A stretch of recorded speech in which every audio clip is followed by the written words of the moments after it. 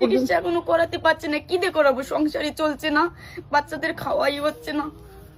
আমি আগে টুকটাক সবজি ব্যবসা করতো, সবজি ব্যবসা করে সংসার চলতো, তারপরে একদম পড়ে গেছে, আর কিছু করতে পারে না। মানে এখন পুরো বাড়িতেই বসে আছে?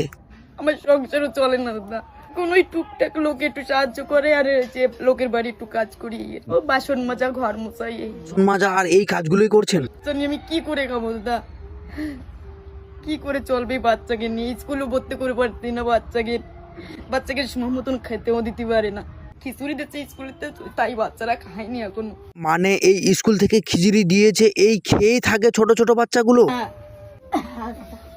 এদিক করো, এদিক করো।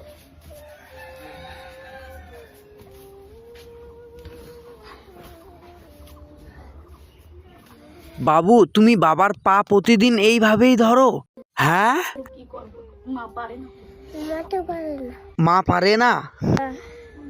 মানে বাবার প্রতিদিন পা ধরে এইভাবেই তুমি চেয়ারে বসাও? এই ছোট বাচ্চাটা তোমার সহযোগিতা করে? হ্যাঁ দাদা, এরকম চান করানো, এরকম বাথরুমে নিয়ে এরকম ছেলের, ছোট ছেলে ও করে, আমিও করি, ও পা ধরে, নাহলে তো আমি একা একা। এই ছোট্ট বাচ্চাটা, এর বয়স কত? এই 5 বছর বয়স। মানে 5 বছরের